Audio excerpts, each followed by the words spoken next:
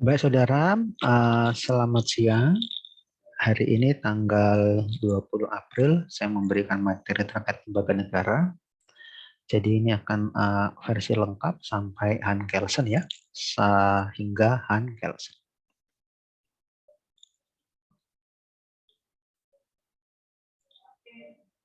Jadi saudara, lembaga negara dalam perspektif HTN itu sangat banyak sekali. Sangat banyak sekali definisinya, seperti halnya definisi hukum tata negara itu apa. Definisi pertama menurut Willem saudara, HTN itu cenderung mengacu pada institutional law dan hak asasi manusianya apa? Artinya apa? Untuk memahami lembaga negara di versi HTN, itu kita berbicara institusinya apa? Dan dia cenderung mengarah kepada hak asasi manusia yang apa? Dari pasal 28A hingga pasal 28C Undang-Undang Dasar Negara Republik Indonesia tahun 1945.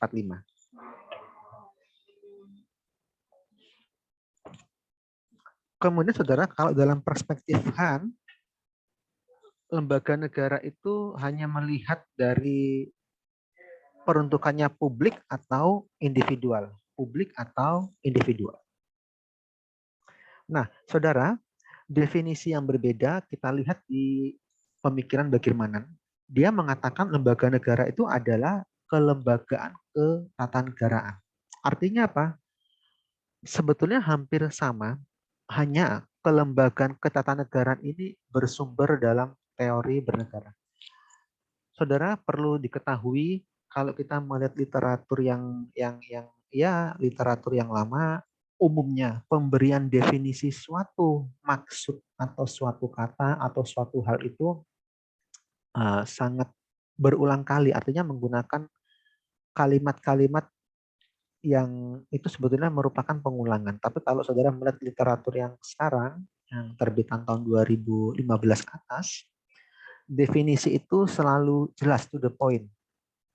Kalau kita melihat di sini saudara, bagaimana mengatakan alat-alat perlengkapan negara sebagai unsur penyelenggaraan organisasi negara yang bertindak untuk dan atas nama negara.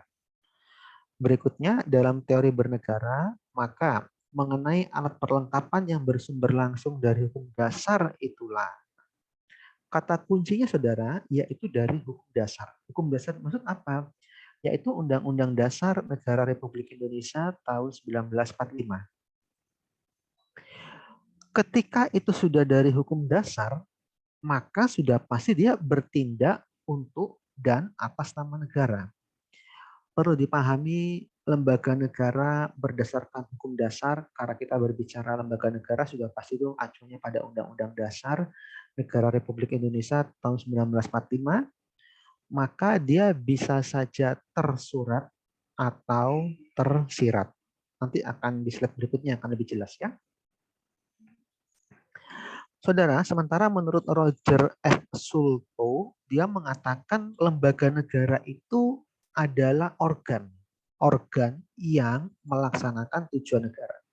Saudara sudah pasti paham tujuan negara itu mengacu pada alinea keempat ya, Undang-Undang Dasar Negara Republik Indonesia tahun 1945. Di situ dikatakan saudara, membentuk suatu pemerintah negara Indonesia yang melindungi segenap bangsa Indonesia dan seluruh tumpah darah Indonesia dan untuk memajukan kesejahteraan umum.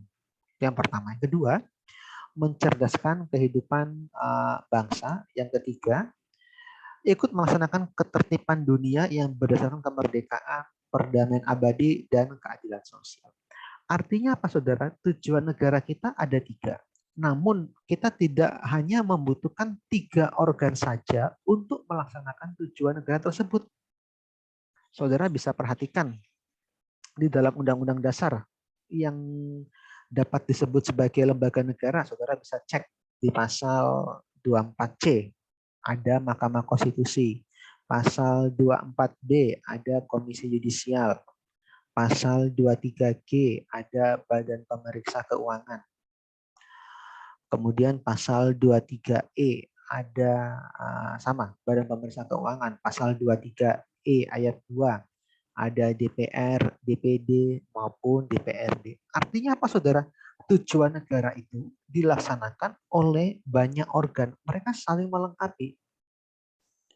Tidak bisa karena kita kekuasaannya 3, eksekutif, yudisial, sama legislatif, maka 3 organ saja. Tidak bisa begitu. Karena tujuan negara itu kompleks sekali. Itu nanti akan terpecah-pecah dalam berbagai jenis peraturan perundang-undangan. Kita teruskan dulu. Nah, saudara, kalau menurut Mahfud MD, ini saya membandingkan dengan tokoh berikutnya ya, Mahfud MD dan Sri Sumantri Martosuwiknyo. Saudara perhatikan dulu, Mahfud MD mengatakan penjelmaan adanya aparatur demokrasi dalam suatu negara. Sementara menurut si Sumantri, sarana berjalannya mekanisme demokrasi. Kalau kita melihat, saudara, John Locke itu sebetulnya berangkatnya dari kedaulatan Tuhan. Artinya apa? Dia cenderung membicarakan negara itu atau cenderung memunculkan pemikiran trias politikanya karena tidak diketahui bagaimana suatu negara bertindak atas nama Tuhan dan bagaimana suatu negara bertindak dia sebetulnya bukan atas nama Tuhan, walaupun sebetulnya itu dia bertindak atas nama Tuhan. Bagaimana membedakannya? Sehingga saudara, dengan demikian maka ada pemisahan kekuasaan yang diajukan oleh John Locke. Federatif, legislatif, dan eksekutif. Kalau kita baca bukunya Two Treatises of Government itu, sebetulnya walaupun ada pemisahan kekuasaan menjadi federatif, eksekutif, legislatif, yang paling utama menurut John Locke adalah legislatif. Dia yang terkait dengan pembentukan peraturan perundang-undangan. Artinya apa, saudara? Pemisahan kekuasaan tersebut rupanya tidak berangkat dari demokrasi, tapi memang dari unsur ketuhanan. Sama halnya kita lihat pendapatnya Sri Sumantri. Sarana berjalannya mekanisme demokrasi. Pemisahan kekuasaan menurut Montesquieu itu tidak berasal dari demokrasi, dia bersumber dari kerajaan. Artinya apa? Lembaga negara yang identik dengan demokrasi, itu bukan tidak selalu bermula dari demokrasi, tidak begitu. Artinya apa? Pemahaman ketika berbicara lembaga negara maka sudah pasti ada demokrasi, maka itu sebetulnya salah.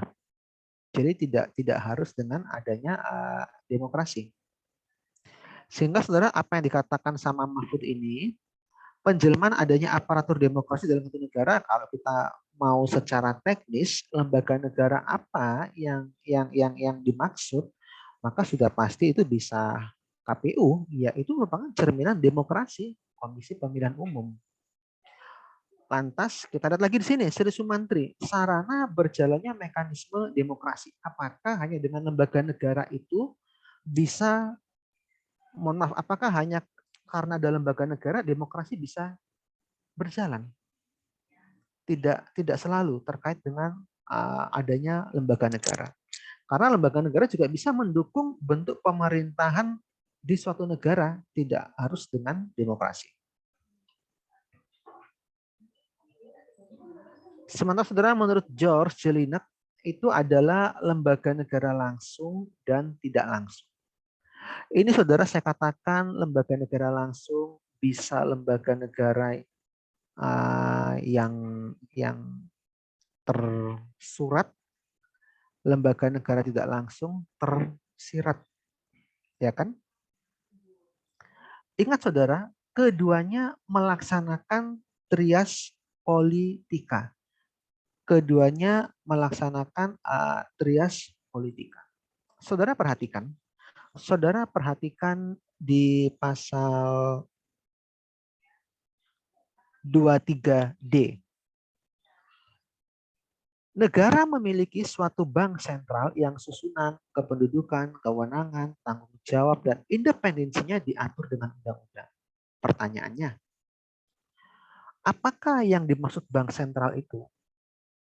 Kalau katanya Jimli Asidiki, salah satu cara dalam membaca undang-undang itu, undang-undang dasar ya, itu melihat besar kecilnya huruf. Kalau kita lihat saudara, di pasal 23D, negara memiliki suatu bank sentral. Huruf B-nya kecil, huruf S-nya kecil. Apa dimaksud bank sentral? Bank sentral saudara bisa saja. Misalnya Bank Sentral Asia, boleh kan? Atau Bank Jawa Timur, boleh. Misalnya Bank Artagraha, boleh. Atau Bank Neo, misalnya begitu ya, boleh. Tetapi apakah itu yang dimaksud sebagai bank sentral menurut pasal 23D? Ternyata tidak, saudara. Walaupun dia huruf kecil, bank sentral huruf B sama S yang kecil, ternyata yang dimaksud pasal 23D ini adalah Bank Indonesia. Dia mengatakan negara memiliki suatu bank sentral yang susunan, kedudukan, kewenangan, tanggung jawab, dan independensinya diatur dengan undang-undang.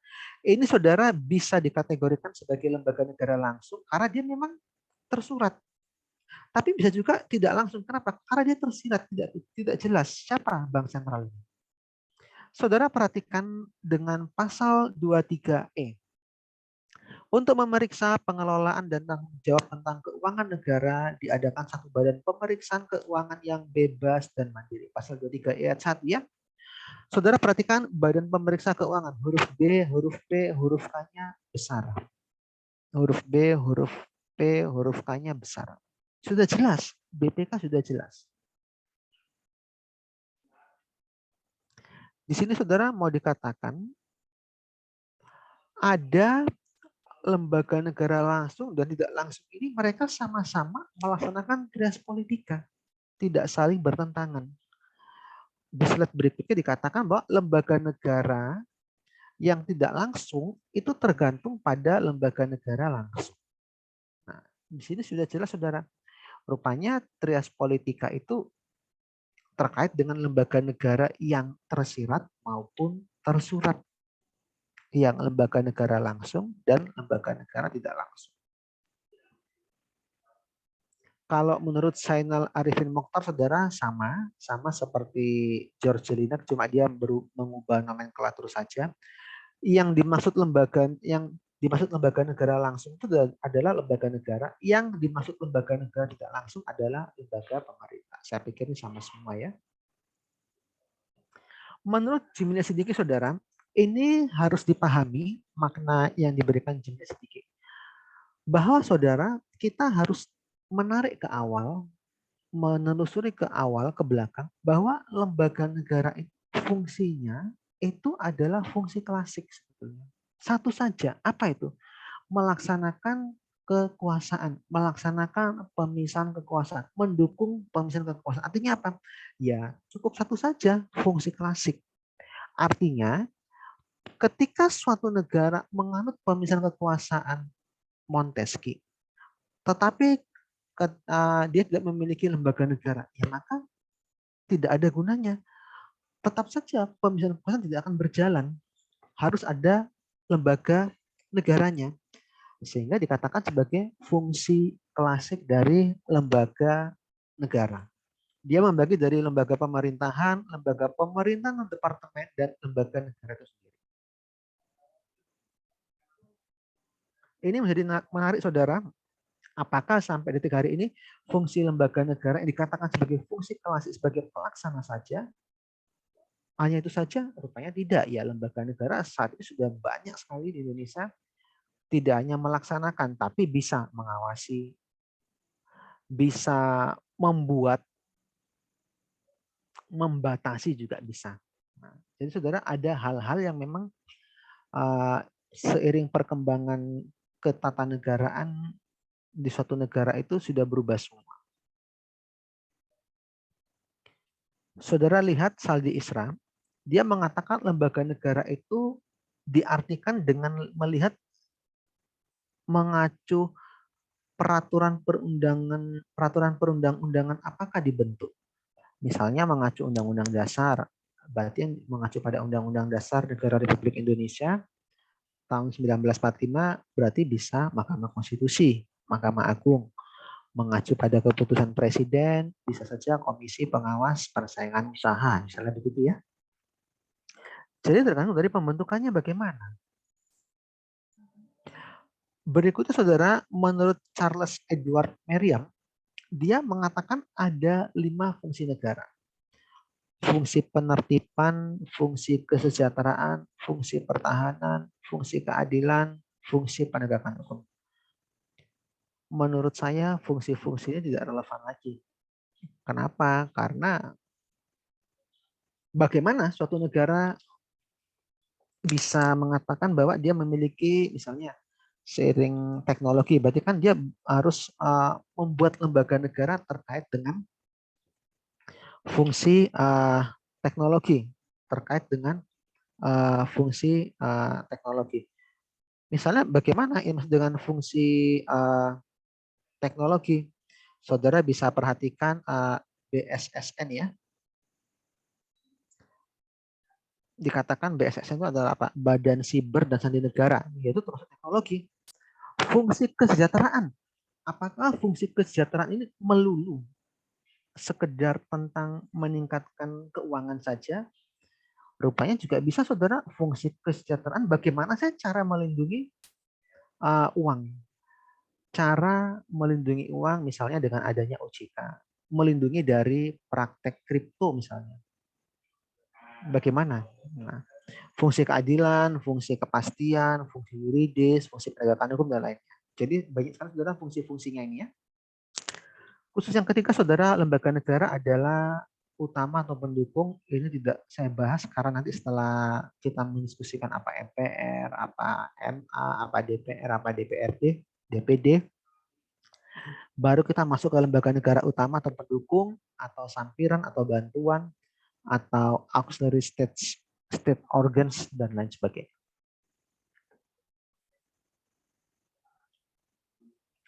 Saudara, sekarang saya masuk ke putusan MK 005 PUU 4 2006. Ini adalah putusan Mahkamah Konstitusi terkait pengujian materi antara Undang-Undang KY dan Undang-Undang Kekuasaan Kehakiman terhadap Undang-Undang Dasar Negara Republik Indonesia tahun 1945.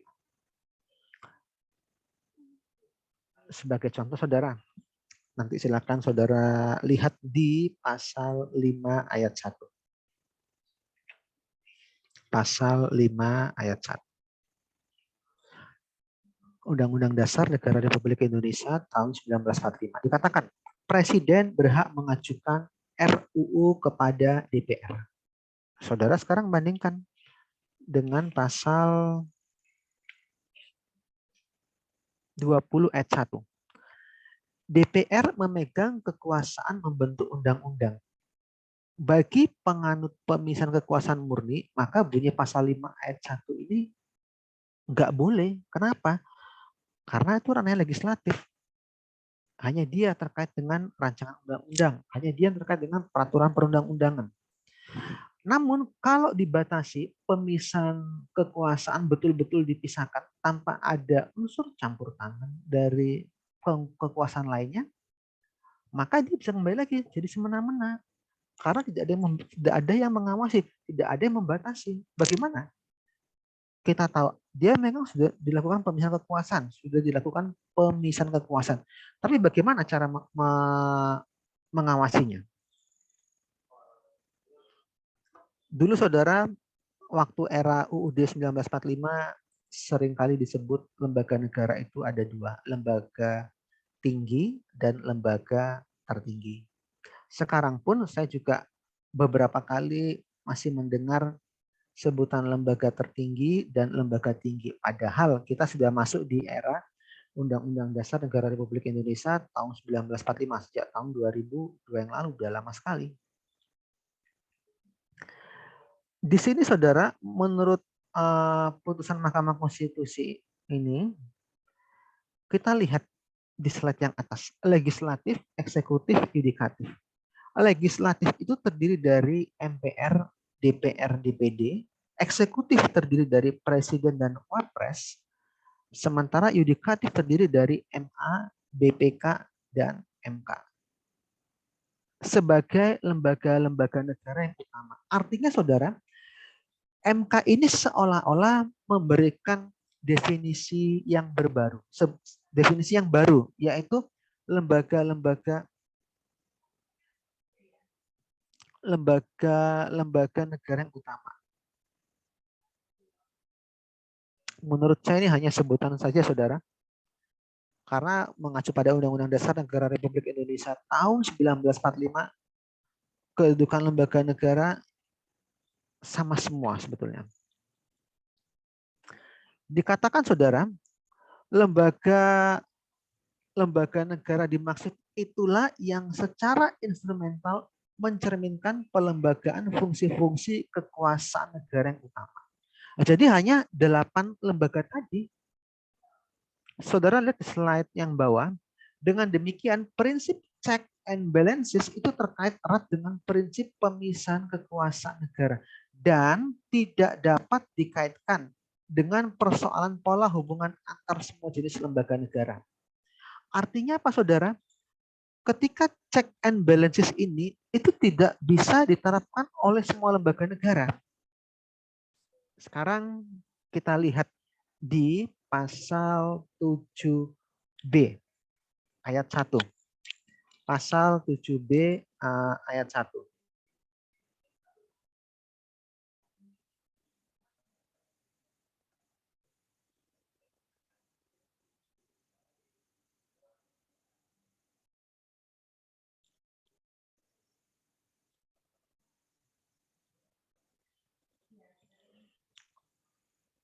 Pasal 7B ayat 1. Dikatakan, saya bacakan ya, usul pemberhentian presiden dan atau wakil presiden eksekutif ya dapat diajukan oleh DPR legislatif kepada MPR legislatif hanya dengan terlebih dahulu mengajukan permintaan kepada MK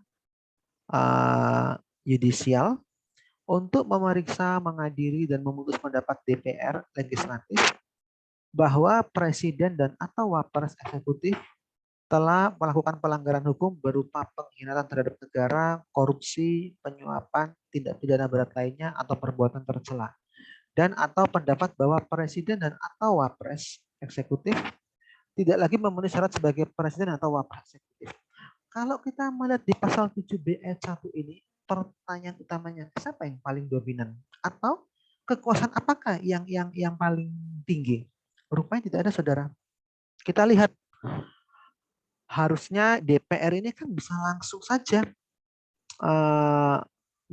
memberikan pendapatnya. Tapi kenapa kok dia meminta permintaan dulu, mengajukan permintaan kepada MK. MK tolong diperiksa, diadili, dan diputus pendapat saya ini bahwa presiden dan atau wapres telah bersalah. MK memberikan hasil putusannya kepada DPR. DPR mengadakan sidang dulu,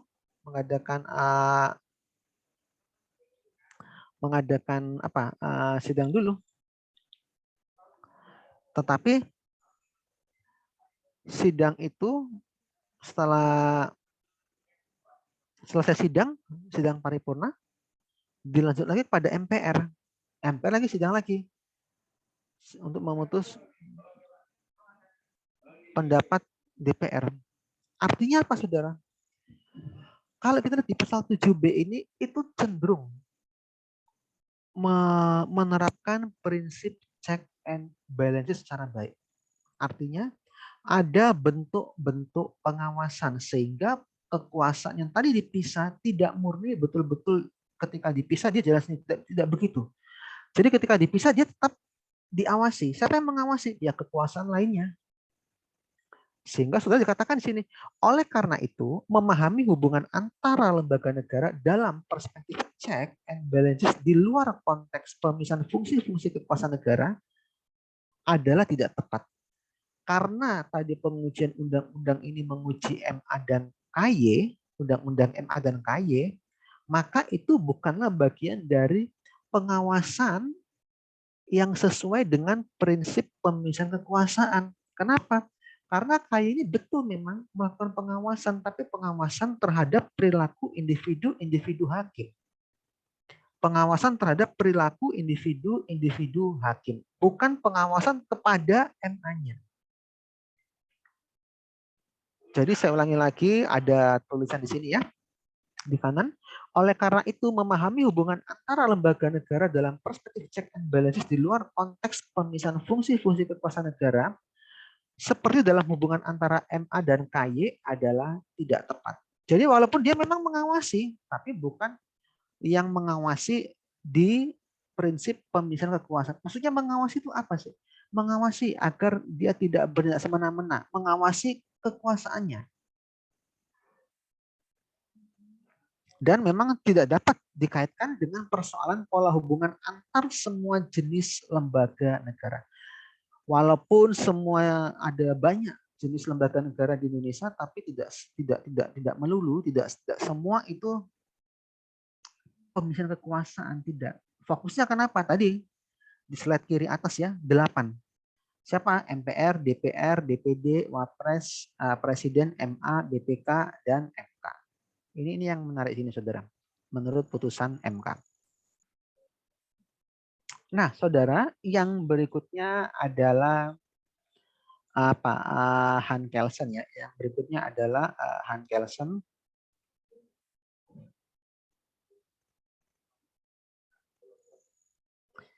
Dikatakan, saudara, ini yang menurut saya definisi ini yang paling menarik menurut saya. Saya akan memberikan tiga contoh ya, 3 contoh. Contoh pertama, saudara bekerja di perusahaan, katakan di perusahaan yang bergerak dalam bidang manufaktur. Bekerja, kemudian saudara karena berprestasi dikirim ke Korea, ya kan? Bekerja di perusahaan manufaktur karena berprestasi dikirim ke Korea. Setelah di Korea, saudara melakukan apa yang ditugaskan oleh kantornya, pulang sampai ke Indonesia lagi. Saudara dapat jabatan terus ya, selesai. Sampai selesai semua. Aman ya? Yang kedua, saudara pada saat jalan-jalan misalnya, di Jalan Pemuda, jalan-jalan di Jalan Pemuda, saudara iseng-iseng, saudara bawa pilok, bawa semprotan cat. Jam 10 malam saudara memberikan tanda warna di gerbang atau di tembok Gerahadi. Oke. 5 hari kemudian baru saudara menerima surat panggilan dari pihak kepolisian. Rupanya ditelusuri CCTV, oh saudara yang memberikan tanda warna di tembok gedung Gerahadi tersebut. Saudara diproses, ditanyai, diminta keterangan, sehingga masuk proses pengadilan, mendapatkan sanksi pidana. Misalnya begitu ya. Dari 2 contoh, saya memberikan 2 contoh saja. Dari 2 contoh tersebut, kita akan menganalisa. Contoh pertama, saudara bekerja di perusahaan manufaktur. Perusahaan manufaktur. Artinya apa? Saudara bisa saja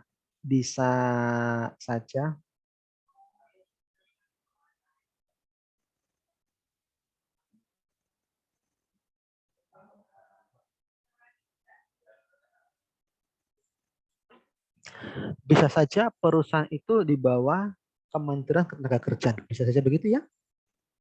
Bisa saja saudara sudah melakukan sertifikasi profesi, saudara masuk di bawah Badan Nasional Sertifikasi Profesi, BNSP.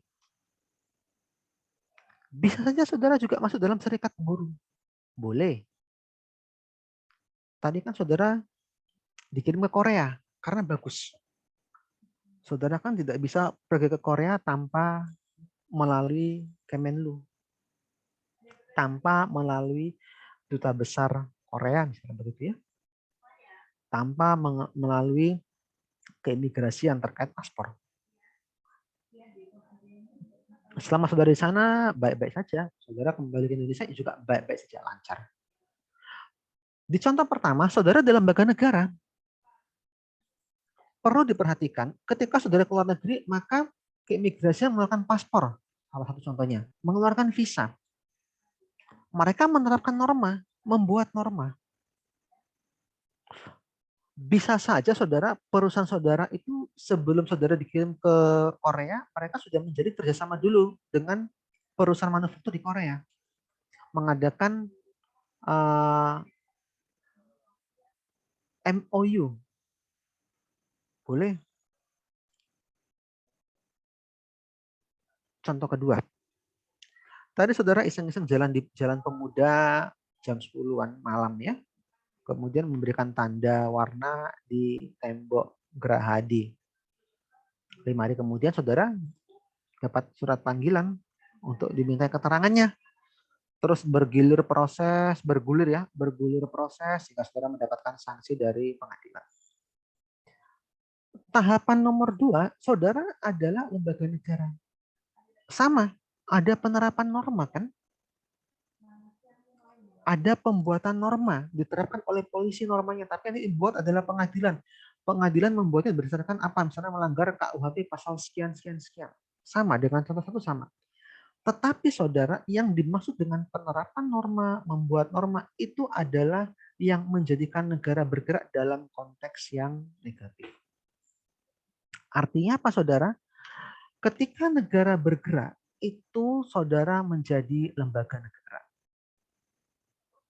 Hans Kelsen mengatakan,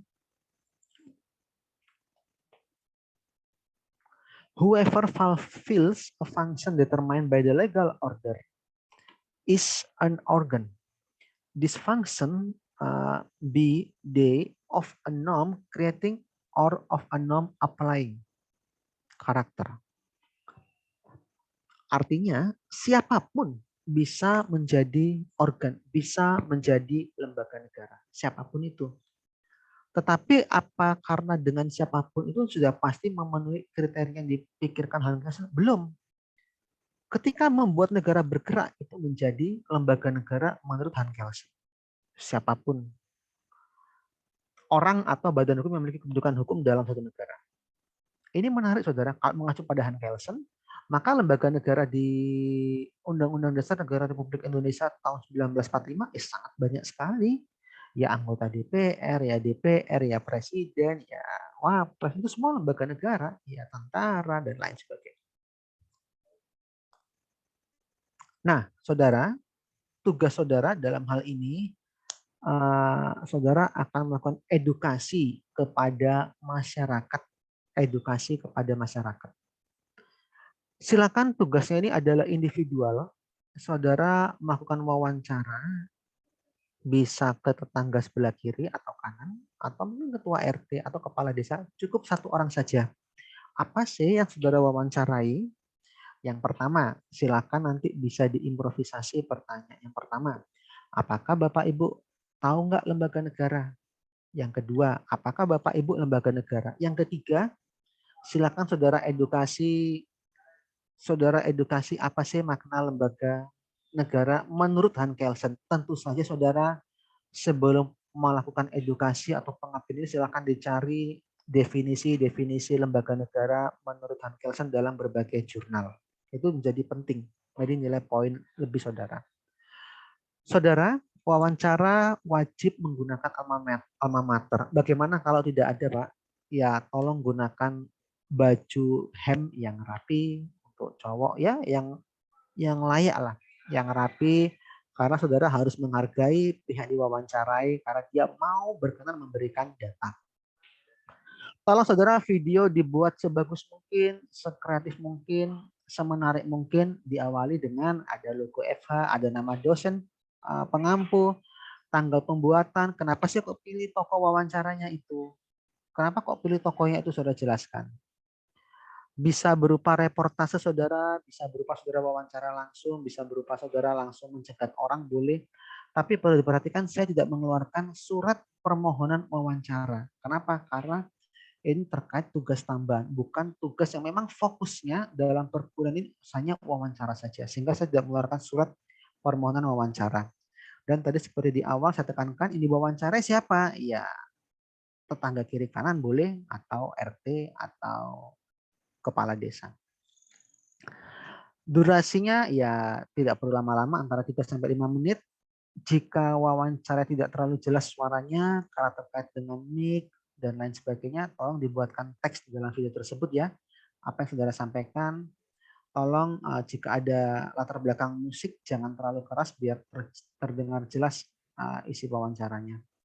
Diunggah di YouTube, nanti dikumpulkannya kapan? Dikumpulkan pada saat ETS bisa tiga tempat, nanti melalui Siakat saudara kumpulkan dalam bentuk Word, linknya di paste di Word itu, juga di Elitax sama linknya di paste dalam bentuk di Word dan di share di grup WA. Antara 3-5 menit dibuat sebagus mungkin, wajib diunggah di YouTube itu adalah portofolio online saudara. Kenapa saya inginkan wawancara? Karena saya sudah melihat video saudara terkait Montesquieu, terkait tulisan saudara yang membahas tentang GBHN, itu sudah sangat banyak peningkatan saudara terkait untuk berargumentasi.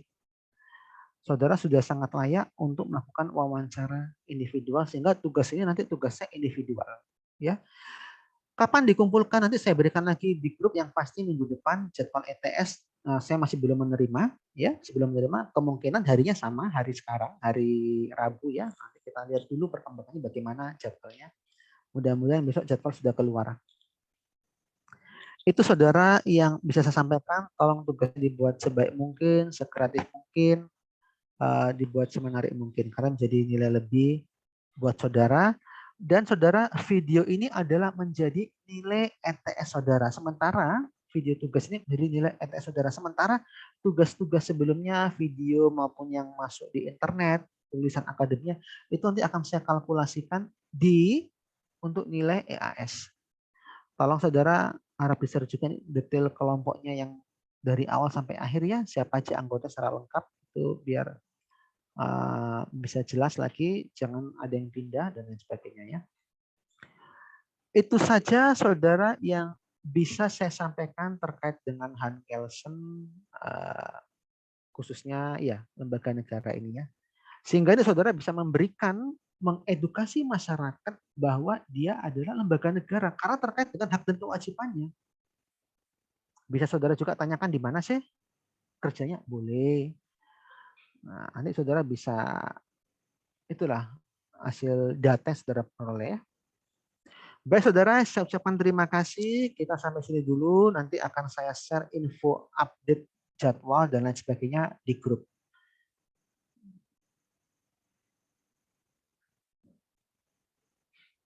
Baik saudara, saya ucapkan terima kasih. Selamat siang.